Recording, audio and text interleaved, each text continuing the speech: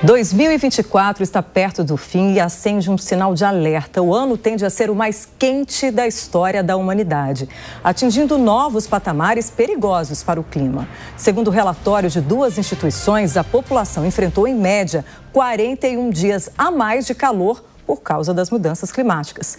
E para falar mais sobre essas questões, vamos conversar agora com Carlos Bocuí, presidente do Instituto Brasileiro de Proteção Ambiental. Boa tarde, Carlos. Seja bem-vindo ao Fast News. Patrícia, como vai? É um prazer estar aqui. Carlos, a gente está finalizando aí o ano, a expectativa é que 2024, principalmente diante aí de todos os meses que a gente teve recordes de temperatura, seja um dos mais quentes da história. Como é que esse aquecimento global pode afetar tanto o clima quanto a economia e também a saúde das pessoas? Bom, nós temos aí um estudo recente, ao qual você se referiu, ele estudou 219 acidentes naturais que normalmente acontecem, e desses 26 especificamente agravados pelo aquecimento global. Isso permitiu concluir que as mudanças climáticas elas estão potencializando os eventos climáticos que seriam naturais. Eles são mais intensos e eles se repetem com mais frequência. E isso tem repercussões não só para a agricultura, né, para a produção de alimentos, tem repercussões para a vida das pessoas, na medida que você tem uma vulnerabilidade ampliada com relação àquelas pessoas que estariam potencialmente à mercê desses eventos climáticos. Você tem alterações na saúde da população por conta de eventos como o dengue e outros vetores que acabam sendo potencializados pelas mudanças climáticas, e você tem também uma série de prejuízos de toda a ordem para a sociedade, com a danificação de estruturas, edificações, cidades, etc., que nos Estados Unidos já atinge 150 bilhões de dólares por ano. Não é? Então, o fato é que nós temos uma piora do aquecimento global. Esse ano é considerado o ano mais quente da história e, por conta disso, o cenário que se desenha para o futuro, já que não se tem uma expectativa de melhora desse quadro de emissões produzidas pela humanidade que agravam o processo, a gente pode ter uma piora no futuro desse cenário de eventos climáticos. E esse aquecimento, para os estudiosos, para os cientistas, é decorrência da ação humana, né? Da emissão de poluentes e todo o impacto que a atividade humana tem no planeta, né? Para a ciência não há dúvidas quanto a isso. Não há dúvida, existe um consenso científico de que o aquecimento global ele é produzido principalmente devido ao lançamento de gases de efeito estufa, ou seja, da presença do carbono na atmosfera. Esse estudo ele vem desde a década de 80 do século passado, com James Hansen, que era um cientista da NASA, que acabou fazendo essa constatação comparando a Terra com a atmosfera de Vênus, que é um planeta muito quente com muito carbono na atmosfera. Então, o fato é que não existe mais dúvida científica. Porém, o que tem sido surpresa é que o El Niño, que é um fenômeno natural de aquecimento das águas do Pacífico, por exemplo, ele surge cada vez mais intenso, né? Cada vez mais um super El Niño, ou seja, ele potencializa esse aquecimento que é decorrente da ação humana, e aí nós temos um mundo cada vez mais quente. E por isso, nesse ano de 2024, nós atingimos esse patamar, esse status do ano mais quente da história, com 41 dias que se tornaram praticamente impossíveis de sobreviver, né? Como aconteceu na Arábia Saudita, com inúmeras vítimas, como aconteceu na Índia e como também na Península Ibérica, na região do Mediterrâneo. Então, o fato é que a situação ela se mostra cada vez mais grave e a capacidade da humanidade em combater esses eventos climáticos, ela não tem se demonstrado suficiente, né? Nós temos que aumentar a nossa capacidade de combater o aquecimento global. E qual seria essa capacidade de combater? Basicamente, o que a gente sabe é que a maior parte dos poluentes vem dos combustíveis fósseis, né?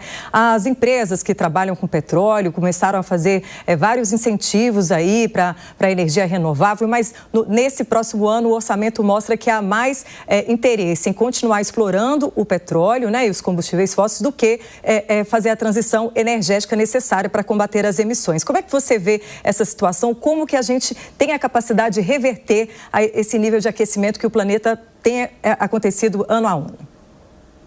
Olha, o que acontece hoje com as empresas de petróleo e gás é muito semelhante ao que aconteceu com a indústria do tabaco, não é? Há décadas atrás. Então, havia uma comprovação científica de que o tabaco fazia mal, mas as indústrias não admitiam isso e não faziam a retirada dos seus produtos do mercado. A questão de petróleo e gás é a mesma coisa. Você tem a comprovação científica de que isso prejudica a humanidade como um todo, mas as empresas não deixam os seus planos de extração, né, e até de ampliação de extração de petróleo e gás para o futuro. Então, não há sinalização por parte do setor de petróleo e gás que a retirada, que a diminuição irá ocorrer. Inclusive o Brasil pretende se tornar o quarto maior exportador de petróleo no futuro, né? Por conta das descobertas do pré-sal, etc. Então, existe uma clara discrepância entre o que nós precisamos fazer e o que nós estamos fazendo. E eu diria, esse erro de ação, de cálculo, se deve principalmente a uma reação corporativa, não só das empresas de petróleo, mas também dos petroestados, que não querem abrir mão da sua renda, da sua arrecadação de impostos e geração de renda a partir do petróleo. Além aí do petróleo, o Brasil também tem a chance de liderar, né, essa questão da transição energética por causa dos nossos recursos, né? Energia solar, vento, tudo muito em abundância, né? O que falta para o país atingir esse marco aí da transição e liderar essa transformação no mundo? Falta priorização, né? A questão é econômica. Como é que eu encaminho a economia brasileira de modo que os investimentos eles sejam destinados a uma transição energética? Na verdade, hoje, ainda o grande financiamento, ele é voltado à indústria de combustíveis fósseis, a petróleo, né? Petróleo e gás. Então, o Brasil está longe de fazer, na prática, a transformação de investir maciçamente em energia limpa. A questão é essa, é só olhar os números, quanto se prevê para investimento em fósseis e quanto se prevê para investimento em energia limpa. O dia que a economia estiver voltada à transição energética, de fato, com números, né? Aí sim nós vamos estar nesse caminho. Mas enquanto não houver essa priorização, essa transformação dos investimentos, nós vamos continuar no velho caminho, que é, como se percebe hoje pela constatação científica, um caminho perigoso para a humanidade. Perigoso porque há 1,5 graus que foi o tratado que foi fechado em Paris há mais ou menos 10 anos, né? Se colocava como meta, né, o máximo de 1,5 graus de aquecimento. A gente já não conseguiu atingir essa meta. E todas as outras conferências e tratados, mesmo quando tem representantes aí de vários países, a gente vê que o discurso fica muito no papel e pouco na prática, né? Na hora de praticar todos esses avanços necessários para realmente, efetivamente, a gente ter essa diminuição da poluição e também aumentar os investimentos em energias limpas, a gente vê que isso não se consegue colocar na prática. E no próximo ano tem também o Donald Trump, que já falou que vai retirar, né, os Estados Unidos ali, ele que é um dos principais poluidores do mundo. Como é que você vê esses tratados? O que a gente precisa fazer, principalmente agora que o Brasil vai liderar, né, a conferência, a COP30? O que falta aí para que todas essas iniciativas e discussões tão importantes para o mundo inteiro, com tantos alertas científicos, saiam do papel e entrem realmente numa pauta de transformação do planeta nesse sentido? Olha, eu vou começar pela sua primeira pergunta, né? Por que é perigoso, né? Quando se estabeleceu 1,5 graus na Conferência de Paris, na verdade, a queda de braço era entre 2 graus e 1,5 graus de manutenção até 2100, é porque esse número era considerado pelos cientistas como um número de transição, que acima dele a gente estaria já num processo muito vulnerável aos efeitos das mudanças climáticas. Então, 1,5 grau de temperatura é uma espécie de limite que não pode ser ultrapassado. E nós estamos nesse limite, nós estamos vivendo 1,5 grau e já vivenciando uma série de eventos climáticos extremos que demonstram que os cientistas estavam certos. 1,5 grau realmente é um nível perigoso, né? Ele mata através de potencialização de eventos naturais, calor extremo, etc. A segunda questão é o cenário internacional, que não é favorável hoje. A ascendência ao poder de Donald Trump faz com que os Estados Unidos retirem, provavelmente, do Acordo de Paris. Isso implicará numa situação de atraso para as negociações climáticas, porque os Estados Unidos são o segundo maior poluidor, logo atrás da China, né? Então, isso trará um atraso. A outra questão é como as conferências climáticas elas se conformam, como elas ocorrem. As Nações Unidas têm uma forma de agir e as decisões elas são tomadas por consenso. Então, o fato é que quando você tem petroestados liderando as conferências, como, por exemplo, o Azerbaijão, como ocorreu agora, como os Emirados Árabes no passado, o que acaba acontecendo é que a coordenação das conferências ela está interessada em manter a sua matriz de petróleo. Então, é preciso eliminar no rito das conferências climáticas a ascendência dos países dependentes de petróleo para que eles não possam liderar as conferências, o que, na verdade, representa um grande conflito de interesses. É a galinha, aliás, é a raposa tomando conta do galinheiro, não é? Esse é um ponto basilar para que você consiga uma isonomia do processo de discussão climática. Então, a tendência que nós temos hoje, lamentavelmente, é que se não reformarmos o modelo das conferências climáticas, nós não vamos avançar significativamente na tomada de decisões, né? E, principalmente, a necessidade de convencimento, ou seja, por meio de acordos ou por meio jurídico, de fazer valer o direito do conjunto da humanidade, os direitos humanos frente às mudanças climáticas, penalizando as indústrias de petróleo que não estejam fazendo a transição e ainda estejam contribuindo para o aquecimento global. Porque, afinal de contas, o grande depositário dos impactos é a sociedade, e principalmente os mais pobres, os mais vulneráveis, né? E a gente vê um problema, a gente mostrou agora, está mostrando imagens aí da floresta amazônica e todos os anos, né, todas as conferências, elas voltam às atenções porque é a maior floresta tropical do planeta, tem muita biodiversidade, muita riqueza natural que pode ser explorada de maneira também sustentável, né, mas a gente percebe que ano após ano a gente mostra o problema do desmatamento sempre aumentando nessas regiões. A legislação brasileira, ela é rígida, né, do ponto de vista ambiental, semelhante aí à da Alemanha. Mas na prática, você acredita que falta fiscalização, punição, a justiça é muito demorada e é quando acontece a punição já não existe mais recurso para recuperar essa área que foi degradada? Como é que você vê a gente, como o Brasil, pode se posicionar para acabar com esse problema ou pelo menos diminuir de forma significativa o desmatamento pelo país, principalmente na Amazônia? Eu acho que você tocou no ponto central, falta justiça, né? Porque você tem uma Constituição brasileira que é muito boa com relação à proteção ambiental. Nós temos uma Constituição que ela é democrática e é ecológica. Então, ela realmente nos diferencia de muitas das Constituições ao redor do mundo. Porém, falta justiça, porque faltando fiscalização, que já é um problema endêmico no Brasil devido à dimensão da Amazônia, que detém 56% do território do Brasil, né?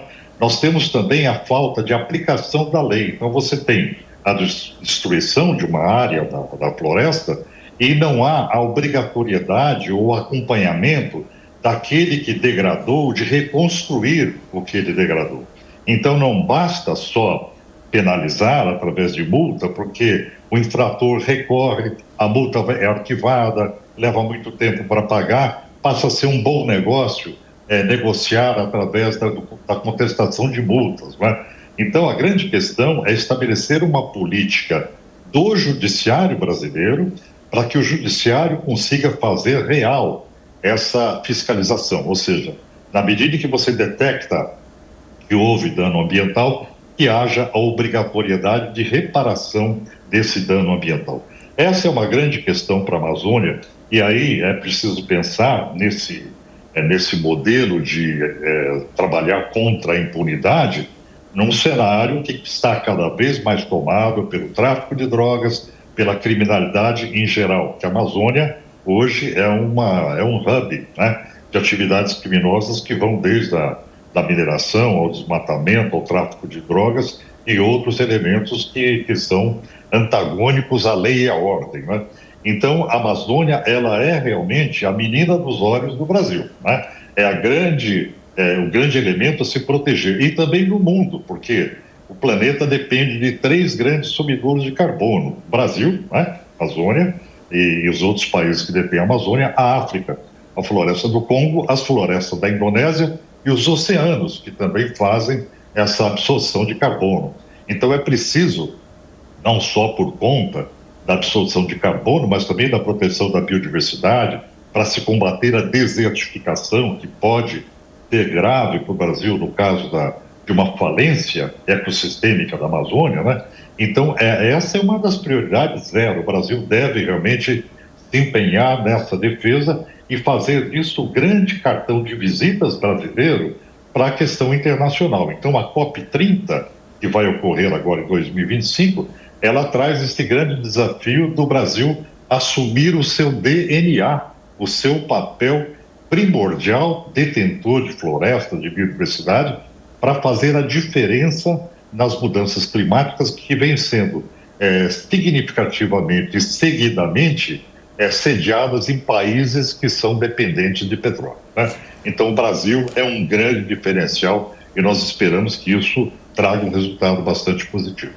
Do ponto de vista prático ali, para o cidadão, o que é que falta como sociedade, né? Tirando aí esse olhar corporativo, que a gente sabe do lucro rápido, é mais próximo, né, do que um lucro a longo prazo. Tirando esse viés político e também econômico, do ponto de vista de sociedade, o que é que falta aqui no Brasil? Mais campanhas de conscientização, a consciência individual de cada um, no papel também de que pequenas atitudes podem fazer grandes transformações. Como é que você vê isso? Olha, o que Hegel dizia, o filósofo, era que quando você consegue um estágio médio de conhecimento das consciências, você consegue dar um salto civilizatório, né? O fato é que nós não conseguimos dar esse salto civilizatório no sentido de proteção ambiental efetiva. A grande questão que se coloca hoje é como o mercado, né, como a economia, ela se comporta através do consumidor consciente. O que eu consumo hoje, ele degrada o ambiente, ele tem carbono, ele emite carbono, né? É o que os europeus estão procurando com o Pacto Europeu, é justamente essa perspectiva de construir um mercado isento, livre de carbono. Então, o Brasil precisa, obrigatoriamente, trilhar esse caminho de conscientizar a população para que não consuma elementos que são nocivos ao meio ambiente, não é? E isso é um trabalho de mídia, de marketing empresarial enorme que pouco começou no Brasil, o trabalho do consumidor consciente. Então, além das nossas pequenas atitudes de não emitir, não usar o automóvel desnecessariamente, não é? Procurar adquirir veículos que tenham menor emissão, tudo isso que é de comportamento em decisão individual é importante, e também você tem que ter uma ação mais efetiva da sociedade como um todo, transformando o mercado, transformando a economia para uma economia voltada à sustentabilidade. Do ponto de vista econômico, já que ambiental é incontestável, né? Os biocombustíveis, o etanol, o Brasil tem chance de mudar essa matriz energética, ficar cada vez menos dependente do petróleo, né? Dos combustíveis fósseis, e fazer essa transição de forma melhor aqui no Brasil e gerar mais emprego, de forma verde e mais sustentável? O Brasil tem, aliás, o Brasil ele é um país que tem uma matriz muito mais vantajosa com relação aos demais países. O Brasil já, por conta do seu grande potencial hidrelétrico, né, dos nossos rios, do represamento dos rios brasileiros, ele acabou se tornando quase que independente só dependendo de uma matriz hidráulica. Mas isso está ameaçado pelas mudanças climáticas. A partir do momento que você tem alterações climáticas que alteram o clima, isso também altera as chuvas. E aí você tem uma perspectiva de piora com relação à produção hidrelétrica. Então o Brasil precisa maciçamente diversificar a sua fonte de energia, buscando aí outras possibilidades como a energia eólica, energia solar, né? E outros elementos, como agora se procura tanto a matriz do hidrogênio, para que a gente seja realmente totalmente independente e sem pegada ecológica, sem emissões de carbono, né? Então o Brasil tem essa vantagem, mas é preciso fazer aquilo que eu já disse no começo da entrevista, que é investir maciçamente, não em petróleo, mas em matriz limpa, não é? Em energias renováveis. E isso é um direcionamento da economia que, se não acontecer, nós não vamos fazer a transição. Para saber se nós estamos indo para a sustentabilidade, basta seguir o caminho dos investimentos. Se eles estiverem voltados à sustentabilidade, nós estamos no modelo certo. E investir em prevenção, em toda essa transição energética, com certeza é menos dispendioso, além de salvar vidas, do que a gente apagar incêndios, como a gente viu esse ano, literalmente, com relação aos incêndios florestais e também outros desastres, né, como secas severas aí, que prejudicaram plantações, a agricultura e até mesmo os temporais que atingiram Porto Alegre. Esses fenômenos que a gente acompanhou de eventos extremos aqui no Brasil, secas históricas, incêndios florestais históricos, o que aconteceu no Rio Grande do Sul, tudo isso tem ligação com o aquecimento do planeta? O Brasil, ele é um país tropical. Por ser um país tropical, ele é um país que tem um clima, que já tem eventos naturais, como, por exemplo, na região do sul do Brasil, com as entradas do Oceano Atlântico, das frentes frias que vêm da Antártida. O Brasil acaba tendo um vetor forte, né, de entrada que possibilite eventos extremos. Então, o Brasil é um país vulnerável, né?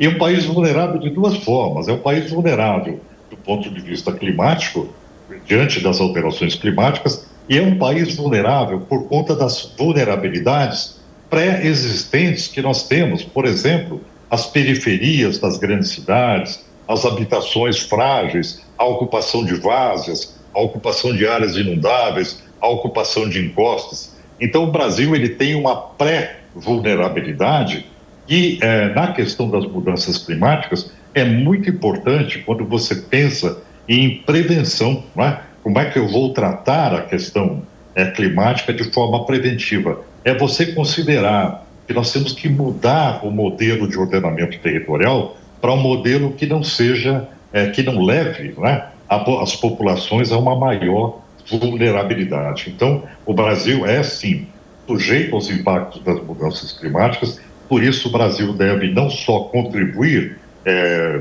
globalmente na questão de proteção de florestas, do seu DNA natural, mas também contra os impactos globais que vão atingir principalmente as populações mais vulneráveis, porque o Brasil está nesse rol de populações vulneráveis. E o que os modelos mostram para 2025? Se a gente mantiver esse mesmo ritmo de poluição, a gente pode chegar a um novo recorde no ano que vem? Então, o que a gente enfrenta hoje é uma nova realidade. Quando você tem o El Niño, ele aquece as águas do Pacífico e depois vem o Laninha, que esfria as águas do Pacífico. Isso faz com que a temperatura global ela se atenue, porque o El Niño e o Laninha são efeitos muito fortes e eles acabam provocando alterações no mundo todo, né? Então, o que se esperava, né, que o Laninha arrefecesse a temperatura, que ela caísse. Mas, na realidade, isso não está acontecendo por uma questão quase que inexplicável. Os cientistas estão estudando isso. Por que a temperatura não caiu? Há uma série de teorias com relação a isso, que não é só o lançamento de gases de efeito estufa, mas, assim, fenômenos climáticos impedem a ação do Laninha para que não se dissipe o calor dos oceanos, por exemplo, né? Então, nós estamos diante de uma outra realidade também com relação às mudanças climáticas, que é a incerteza, né? Além de termos um processo de aquecimento global que leva a impactos duros para a sociedade humana, também nós temos uma nova realidade, uma incerteza, porque a série histórica, ela mudou, ela não é mais garantia para o momento atual. A isso se dá o nome de incerteza radical, porque eu não tenho uma série histórica que me permita fazer previsões. E esse é a característica do que a gente coloca como novo normal, né?